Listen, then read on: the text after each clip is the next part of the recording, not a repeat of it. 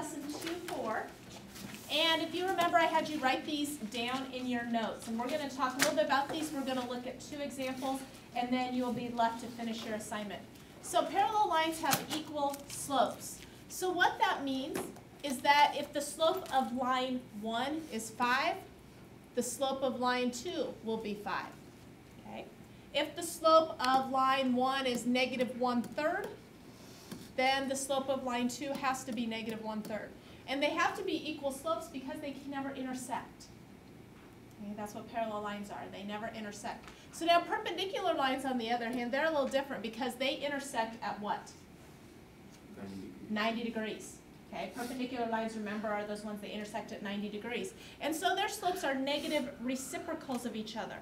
So what I'm going to do is give you an example. If the slope of line 1 is 5, the slope of a perpendicular line will be -1/5.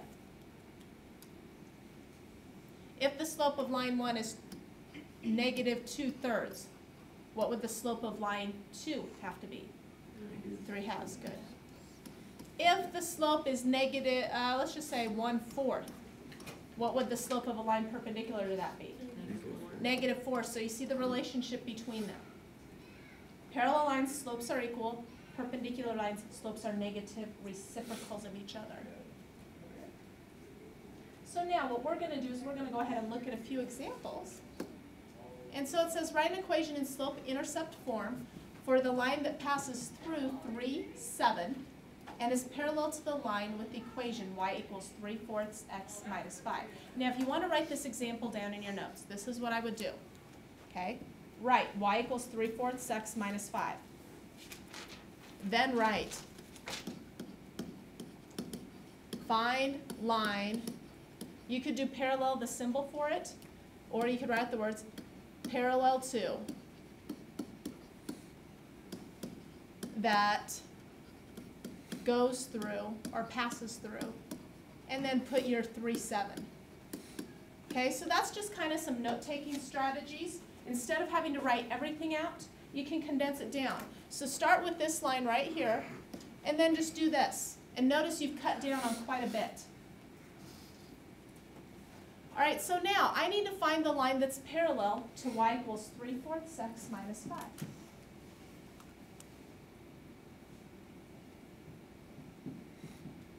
So I'm going to look at y equals 3/4 x minus 5. I'm going to say to myself, okay, what form is that in? What form is that in? Y equals 3/4 x minus 5. X plus b. Yeah, mx plus b, what's that called? Slope-intercept. There we go.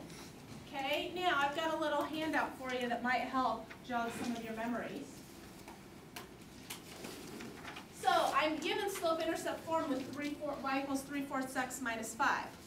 So in looking at that one, what is the slope? 3/4. Okay, so the slope in that one is 3/4. So I need to find a line that's parallel to that. So what must my new line have a slope of? 3/4. Because remember, if they're parallel, they have to be the same slope. So I know the slope is 3/4, and I know it goes through 3, 7. So I know those two things. So based on those, I need to write an equation. Now notice in this problem, they do specify that it needs to be in slope-intercept form. And so what I'm going to do is I'm just going to go ahead and start in slope-intercept form. Y equals 3/4 x plus b. Now obviously, slope-intercept form is probably not the most efficient. What is the most efficient? Point slope form, because we know the slope at a point. But this will get us there. So y equals 3/4 x plus b. It goes through the point 3, 7. So now what you're going to do is you're going to plug in 3 for x, and you're going to plug in what? 7 for y.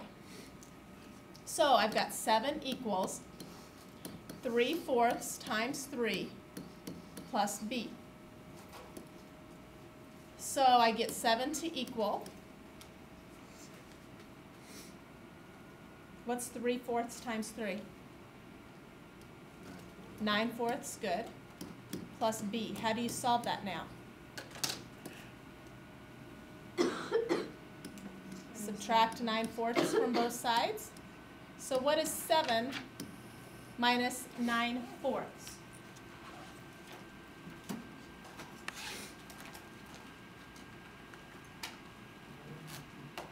What? 4 3/4, which is 19/4. Okay. One of the things we're going to like to do is leave those as improper fractions. They're generally a little bit better. We don't like mixed numbers. And so now finally I need to put everything together. I know the slope is 3/4 as it was stated in here. I know b is 19/4. So my final equation will be y equals 3/4 x and then what? Plus 19/4. Very good.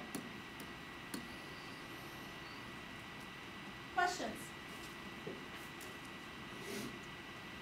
Now the next example we're going to look at is dealing with a perpendicular line.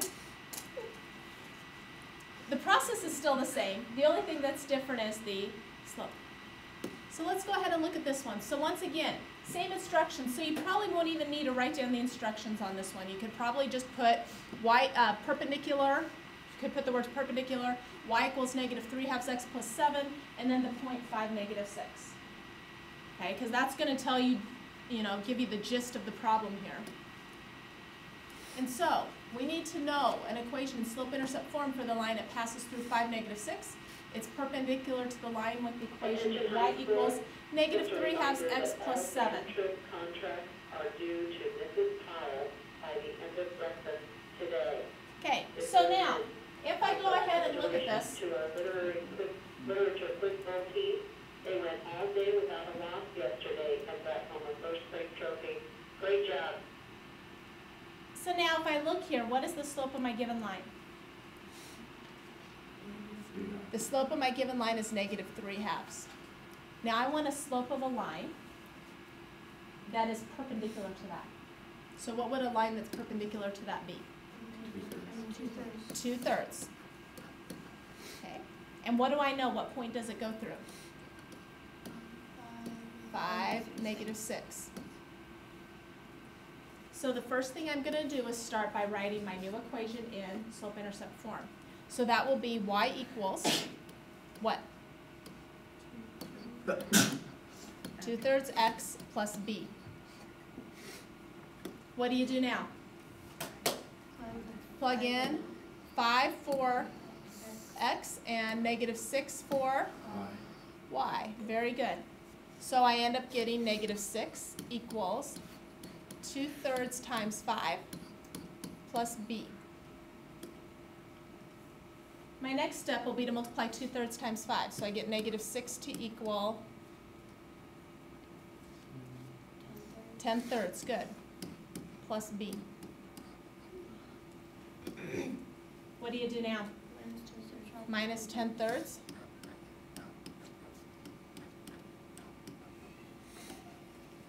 Okay, and so I get -6 minus 10/3.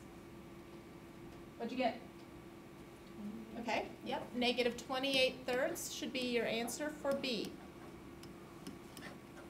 So now, remember, I'm going to combine that, and I'm going to combine my blue equation, and so together that will give me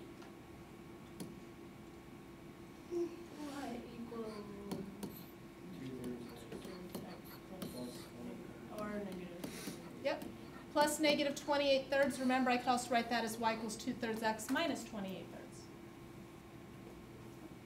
So, that is parallel perpendicular lines. Do you have any questions over those? So you need to continue on with your assignment from yesterday. Get that done for Monday. Remember, I'm going to be gone Monday and Tuesday.